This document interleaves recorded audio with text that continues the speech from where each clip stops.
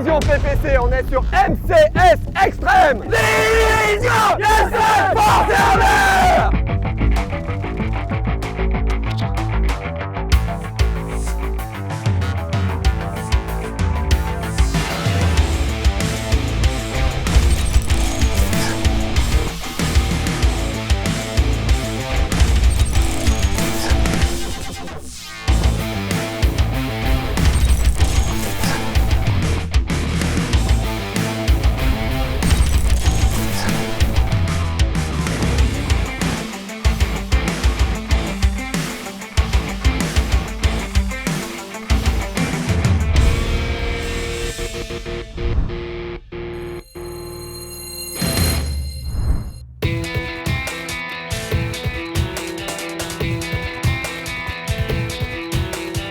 Bienvenue dans ce deuxième épisode de Paintball Elite, votre magazine dédié au championnat de France de paintball sportif.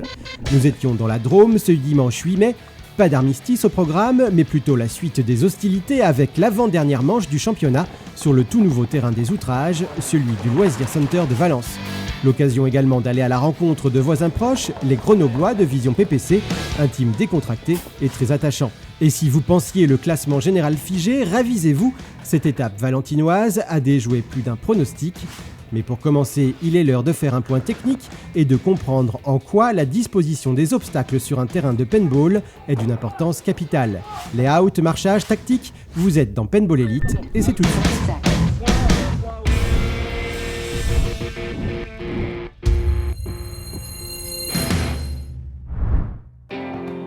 Le paintball n'est pas qu'une affaire de marqueurs et de billes, c'est aussi une histoire de tactique, une tactique que l'on adapte en fonction de la disposition du terrain et de ses obstacles. Cette disposition qui évolue au gré des différentes manches du championnat, c'est le layout. Qui mieux que Loïc Voulot, ancien maillon fort des Tontons et actuel conseiller technique au sein de la FFP, pour nous en parler. Ce qu'on appelle le layout, ça se définit ni plus ni moins que par la disposition des obstacles sur le terrain de paintball. C'est-à-dire qu'avant une saison, on va avoir un nombre d'obstacles, une forme d'obstacle qui va être définie. Et ce set d'obstacles, cette quantité d'obstacles, ces différents types d'obstacles vont être utilisés tout au long de la saison. Ça ne va plus bouger. L'intérêt d'avoir des obstacles sur le terrain, c'est de pouvoir se cacher derrière, bien évidemment, donc se protéger et pouvoir évoluer d'obstacle en obstacle sur un jeu qui est du gagne-terrain tout simplement, qui est très tactique, qu'on peut vraiment rapprocher des échecs. Des obstacles dont l'importance n'est pas à sous-estimer, leur forme très variée influence grandement le jeu en lui-même. Il y a le nom qu'on donne à la forme de l'obstacle, donc par exemple le zipper, qui représente les obstacles bas sur un des côtés du terrain. On va avoir les Doritos qui sont en forme de pyramide, qu'on peut appeler des voiles aussi. On va avoir les canettes, on va avoir les grands temples, on va avoir les petits temples. Au niveau des changements de layout, on est vraiment sur une particularité entre ces deux manches, c'est que c'est le même layout et c'est exceptionnel, c'est-à-dire que moi en 16 ans j'ai jamais vu ça, mais c'est le même layout sur deux compétitions successives maintenant, tout simplement parce qu'il y a deux manches de championnat de France Élite qui s'intercalent entre deux manches de championnat d'Europe. Donc on a décidé de garder le même layout sur les deux manches successives de championnat de France, de manière à ce que nos équipes arrivent très préparées sur la prochaine manche de championnat d'Europe. Les spectateurs leftos vous le diront, à chaque début de manche du championnat, c'est toujours le même rituel qui voit chacun des teams arpenter religieusement le layout du jour. On parle alors de marchage. C'est quelque chose qui est très important parce que c'est ce qui va permettre de lier en fait la stratégie et la tactique. La stratégie, qu'est-ce que c'est ? C'est anticiper, avoir une façon de jouer quel que soit le layout. La tactique, c'est vraiment l'adapter à ce layout. Donc on va avoir besoin de le marcher énormément, de discuter entre les postes au niveau des interactions pour voir comment on va déployer une attaque d'un côté, comment on va pouvoir défendre de l'autre. Marcher le terrain est donc indispensable pour adapter son jeu. Le maintien du layout précédent pour cette avant-dernière étape est une première. Quelles vont en être les conséquences ? Loïc nous aide à y voir plus clair. Donc je pense qu'on va avoir un jeu un peu plus calme qu'à la manche précédente parce qu'il maîtrise plus le layout. L'intérêt de diffuser et de divulguer le layout quelques jours avant la compétition, c'est justement qu'il n'y ait pas une maîtrise totale, qu'il y ait de la spontanéité dans le jeu. Là, c'est quelque chose qu'on ne va pas retrouver forcément parce que ça fait un mois qu'il a été divulgué, ils ont déjà fait une compétition dessus. On va vraiment avoir une approche différente, je pense qu'on va avoir un jeu un peu plus posé, à la fois plus efficace, mais beaucoup plus posé parce qu'on va limiter les risques. On aura eu beaucoup plus d'expérience sur ce terrain, on va commettre moins d'erreurs, donc on arrive sur un jeu qui va être beaucoup plus fluide.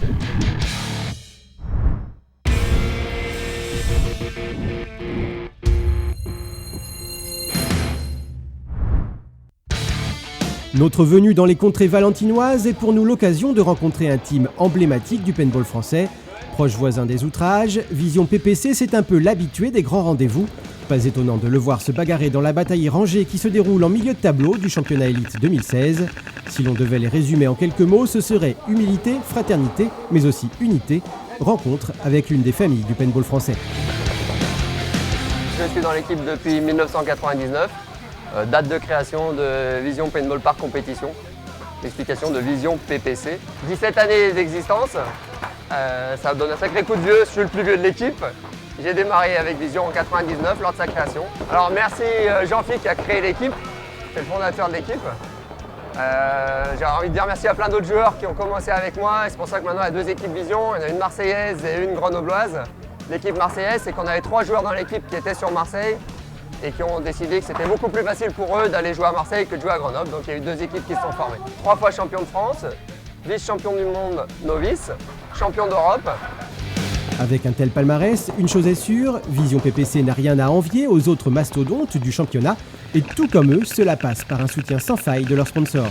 On a Prolis qui est notre sponsor principal, il est grenoblois aussi, donc pour nous c'est plus facile pour tisser des liens.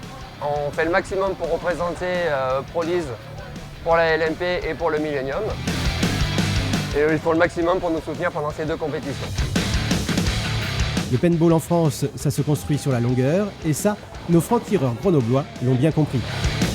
Alors le roster aujourd'hui, on a des jeunes joueurs qui débutent et des beaucoup moins jeunes. On a tous commencé ensemble, on a passé 10 années de notre vie à jouer tous les week-ends au paintball. Et par la force des choses, on a tous plus ou moins arrêté, sauf moi. Je suis le super vieux de la super vieille. Bon alors, on a des attaquants comme Tipiak qui est à côté de moi, qui a vocation à aller loin et vite. On a Jérémy aussi dans l'équipe qui a vocation aussi à aller loin et vite. Et les beaucoup moins jeunes, on va beaucoup moins loin et beaucoup moins vite. Actuellement, j'ai la sensation qu'on se cherche un peu. On aimerait être plus offensif que ce qu'on est aujourd'hui, on veut être offensif. Et justement, malgré un discours détendu, le team n'en oublie pas son objectif principal. L'année dernière, on a fini 15e et dernier non relégable. L'objectif cette année, c'était d'être dans les 8 premiers. On a réussi sur la première manche. À la deuxième, on est descendu, on fait partie des 9 dernières équipes sur les 16. Là, notre objectif pour demain, c'est de repasser dans les 8 premiers. Quant au futur des Visions PPC, Boris a déjà sa petite idée. Moi j'ai 3 garçons, mon aîné il va avoir 16 ans cette année. Derrière la maison on a construit un terrain de paintball pour qu'ils puissent s'entraîner. Et ça c'est le futur de l'équipe.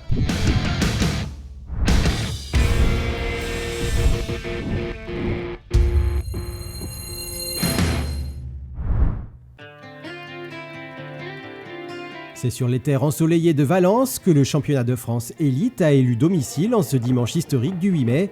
Nous sommes donc dans la dernière ligne droite avant la grande finale qui aura lieu mi-juin en banlieue parisienne. Et c'est dans le pit lane tout en longueur et en profondeur du Loisir Center de Valence que la tension est palpable. Cette étape est peut-être la plus capitale de celle qui peut sceller un classement entre ceux que la relégation guette et les autres qui tentent de se frayer un chemin vers le haut du podium. Il y aura un avant et un après Valence. À l'image des Stéphanois de Razorback qui ont réussi un sans faute la manche précédente, ou même des Tontons qui, à l'inverse, ont connu une légère perte de vitesse. Une situation qui ne les perturbe pas le moins du monde, la preuve avec un Fabrice Colombo très matinal qui en profite pour savourer le parfum du café local. Bien malin celui qui arrivera à lire dans les mares de ce même café et en déduire l'issue de cette journée. Restons chez les Tontons et profitons de la disponibilité de leur ancien homme de main pour y voir un peu plus clair. Les surprises de la dernière manche, c'est Carnage qui remporte cette manche, Razorback qui bat Tonton et Tonton qui finit 4e. On a vu une fois de plus Scalp qui propose du beau jeu, on a vu Pac aussi, on a vu à la fois Triad qui a réussi à se maintenir pour la 3e fois consécutive, je crois, ce qui est vraiment un bel exploit. Je pense que cette manche-ci, on devrait avoir à nouveau ce classement qui va rester vraiment très proche de manière à garder tout ce suspense pour la dernière manche dans un mois. On commence cette journée tant attendue avec le bas de tableau, ceux qui se battent pour leur survie afin d'éviter de tomber dans les affres de la relégation. S'affrontent alors deux équipes parisiennes au coude à coude, tant au général qu'à cette étape. D'un côté les packs Ultimate de Sucy-en-Brie et de l'autre les druides de Seine-Saint-Denis. Beaucoup d'envie et d'agressivité des deux côtés pour un résultat assez serré, finalement en faveur des druides qui s'imposent 3-2 face au pack Ultimate. Des druides qui ne s'en sortent pas trop mal sur cette étape, avec 2 matchs gagnés et un concédé aux sections Paradise via un cuisant 5-0. De leur côté, les packs ne gagnent qu'un seul de leurs 3 matchs face à des visions PPC en perte de vitesse sur cette manche. Affaire à suivre.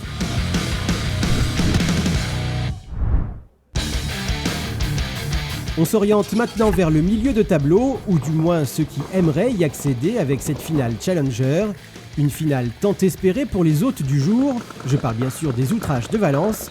En perte de vitesse cette saison à cause d'un roster en plein rodage, ceux-ci sont conscients qu'ils n'ont pas droit à l'erreur s'ils veulent pouvoir redorer leur blason. Manque de peau, c'est sur un section Paradise en pleine possession de ses moyens qu'ils butent en finale. C'est bien simple, les sections Paradise d'Annecy font partie des teams en forme de cette manche, avec pas moins de 3 matchs gagnés consécutivement. Avec un même nombre de matchs gagnés, Outrage voit son parcours à domicile stoppé net par un cinglant 5-1 en faveur d'un section Paradise venu vendre du rêve. Résultat des courses, les sections se mettent à l'abri de la relégation tandis que les Outrages voient s'éloigner le top 8 tant espéré. On finit cette étape riche en rebondissements avec le haut du tableau. Un match à l'allure de finale avant l'heure, mettant en scène ce qui se fait de mieux à l'heure actuelle en termes de paintball français. D'un côté les Parisiens de Carnage et de l'autre les Tontons toulousains.